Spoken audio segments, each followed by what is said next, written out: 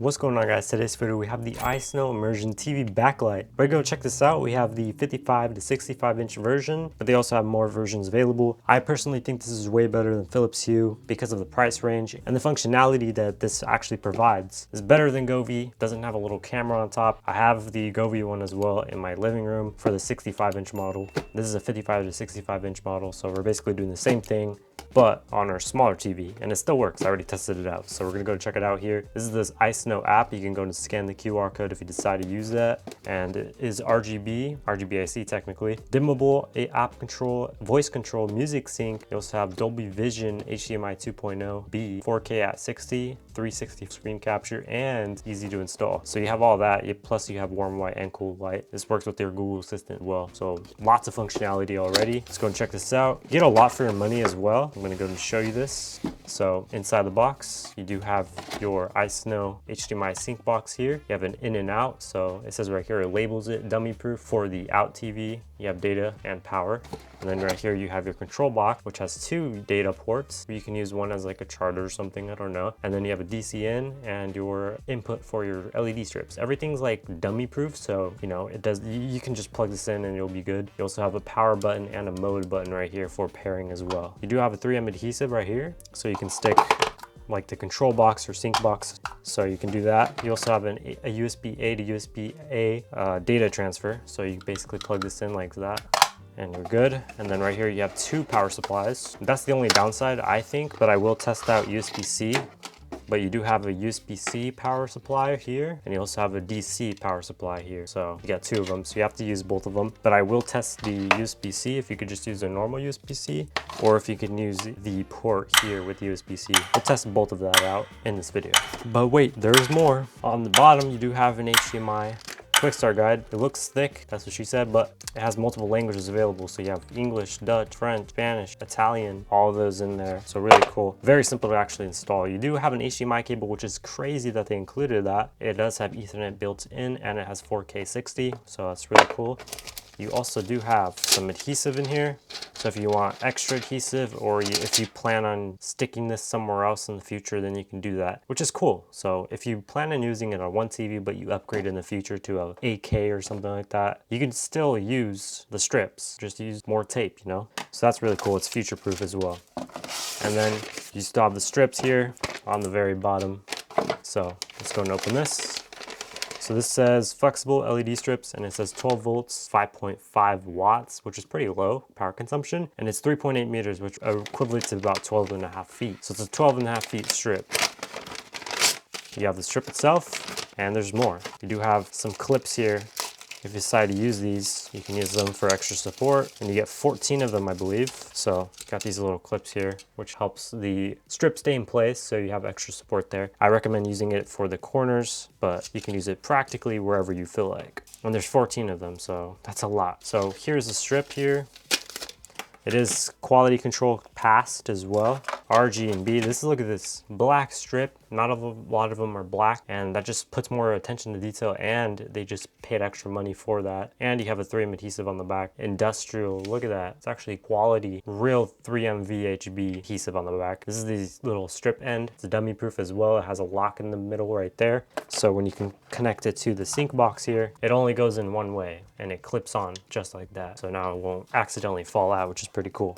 So that's the strip here, 16 feet, so 12.5 feet of a strip. You have the little chips here in the middle, and then you have your little diodes, which are about 1.5 inches apart, roughly. Really good on this. I'm very excited on how to set this up. Now, number one, you do not have to use the included HDMI cable in order for this to work. You can use any HDMI as long as it's 4K 60 minimum. You can use technically an 8K cable or a HDMI 2.1 if you wanted to, but it'll only support 4K 60.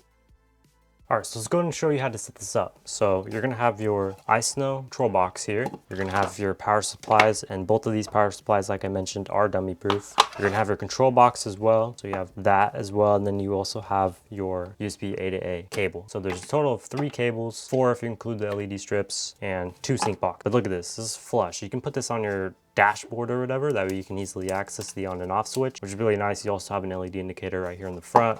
the control box has a microphone built in, which is really sensitive and it's really, really good. So that's cool on that part. But if you didn't want to, you could just unplug completely and you would be pretty much safe. So let's go and show you how to actually set this up. So it's very dumb proof, like I said multiple times. Use the USB-A cable, and you can use it on any of the data ports. So you can use it on the first one or the second one, and then you just plug it on the back of the HDMI box. This is just so they can both synchronize in from the app and all the other stuff from here. And then this is for the HDMI, so it just syncs up like that. So boom, now we got that connected right there. And then we just plug in power. So you have USB right here, DC in right here, and then we plug in our strips on the control box here.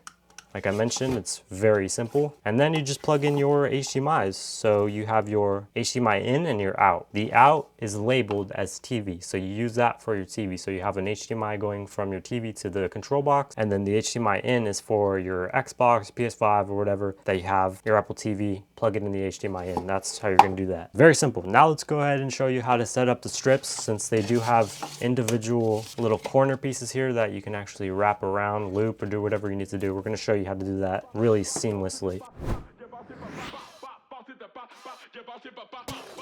All right, so we're gonna start off with the sync box here. So we're gonna plug this in. So basically you're gonna have it on your console or somewhere right there, lower than your TV. It's not gonna be mounted. The part that's gonna be mounted is the control box. That's why these have feet on the bottom. Let's go ahead and get the control box. And I did plug in one power supply. So the one that's going to be plugged in will actually be for this right here, which is the control box. So that's the only one that's going to be plugged in, and I did pre-apply some adhesive on it, so it'll be good to go. Now ideally you would want to place it on the middle or the left side of the TV, depending on how big your TV is. You're going to start on the left side of the TV, so the left side of the TV from the back. So if you're looking at it from the back, you're going to go on the left side. So this is the right side if you're looking at the TV when it's on, or the back side of the TV when it's like flush like this. I'd probably made that overly complicated, but basically, yeah. So basically right here where this power cable is, we're gonna place this near it. That way it just has a better experience, you know, since it's gonna be on the left side. And this is very strong tape too, so keep that in mind. I'm gonna place it at an angle so the power strip goes towards and the buttons are at the top. Or that way the USB is on this side where the power is. And then you can also use those clips as well that they included as cable management, or you can use it as the strip management basically. And then right here, you just plug in your USB like that. So there we go. Place this back right here. You're gonna have wires probably. You can hide them at the end, but. And for the power, for the sync box itself, since it uses USB Type-C, I'm gonna try to use a different power supply just to see if it works. And we're gonna go from the corner of the left side up. So when this strip starts, the very first LED is gonna be right here. And then you're just gonna follow the arrows. They do have arrows on the LED strips themselves, so you won't get lost on where you need to go. So we're gonna plug this in here just so we know, map it out, you know. There we go, clipped it in, and look at this. So I definitely had so I probably placed it in a really bad area, but we're gonna see if we can still map it out. So I'm gonna move the box. We're gonna move it closer. I'll put it right here. So that's another thing you need to take in consideration for. Before you actually stick it on, map it, because otherwise you can mess up like me, and then you'll have a big issue. So yeah, make sure you map it out. See, now we're good. Now we could start at that corner piece. So peel off some of the backing, and then you could wipe down the surface before you start, which I definitely recommend. I was almost not going to do it, but just wipe it off free of dust mainly, because if you have a clean surface, it's better to work with. Let's actually do that. So we're just going to stick it. We're going to start right there. Boom. Just keep sticking like so. And since mine is a 43-inch TV, it's like way bigger. That means I'm going to have to loop this a little early, or I could drag it down. All right, there we go. The very first one, I guess, won't matter. So I'll just do that. Make sure you use the outer rim or map it out however you want. And then you're going to want to place a bracket right here at this corner. So before you even move on, place a bracket there. So these little brackets that it comes with, that's what you're gonna wanna use. It clips on and off, so you can reuse it whenever you need to. You could take it off and whatever. It does have a little 3M adhesive on the backing as well, which is pretty cool. So yeah, we're gonna use that. So we're just gonna feed this in like so.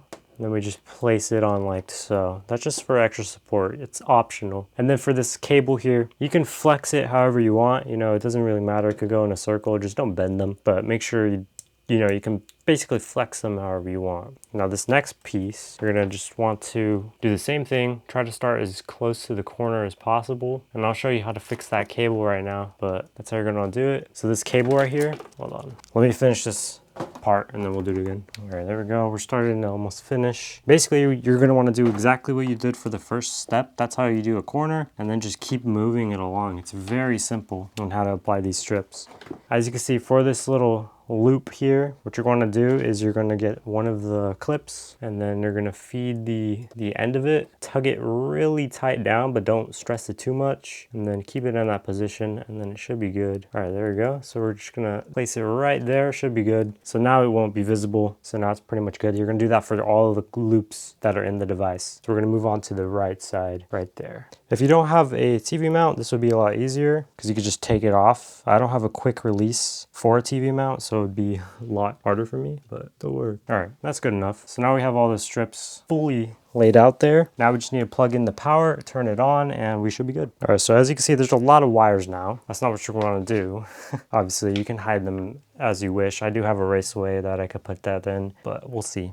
So now what you're going to want to do is you're going to plug all the power in. So pretty much we did most of the hard work. Now we're just going to plug in the power. All right, so now we have the sync box actually on. I'm going to turn off the rest of the lights just to showcase the actual lighting. That's how bright they are. They're bright. I'm going to turn off my room lights as well just to show you that these are actually bright, which is kind of insane. All right, there we go. Now, so everything is off, and look at the brightness on this. Look at the brightness. That is insane. Look how bright these actually are. So the white is a little bit on that side, but look at this. That's insane on how good and bright this is. Really good. So I want to go ahead and show the sync, the actual sync. Now you only could do it through HDMI, so if you have a smart TV and it has apps and stuff built in, you're going to have to get like a Fire Stick or something, or an optional HDMI port just for that one device. So I'm gonna do a few videos and I'll game on it a bit just to demonstrate everything.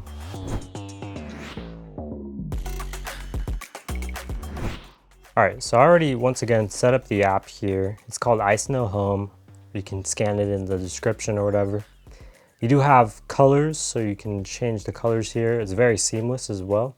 The color accuracy is pretty good actually. Very bright. These are super bright. Let's see what 40% is. 40% is still very bright. I like that. This is 18%, 1%. So yeah, this gets bright, but you can do color combinations, which I do like. It's like a palette, but it's graded basically. Very nice. So you have a gradient on that. You can turn it on or off. I'm just going to turn it on. You can see the difference there. So you have a little gradient there. You also have palettes and different modes here. So this is pretty cool because you have your own modes. This one's dim, pretty dim. But we have another mode here. Wow, that looks beautiful. Look how beautiful that looks. I know you like that. That's amazing. Hut in the snow. Look at that. That looks amazing. You have a bunch of them. You have late autumn, so you have a little autumn effect. And I love the way that this moves. This moves so good. Night service.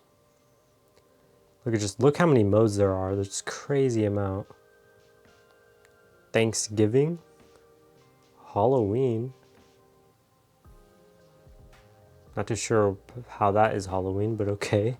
But yeah, there's a bunch of them. You even have music mode, which is seamlessly going to my voice. And look how sensitive that actually is. So that's really good. So you have local and the app mode. So I'm not too sure what that means.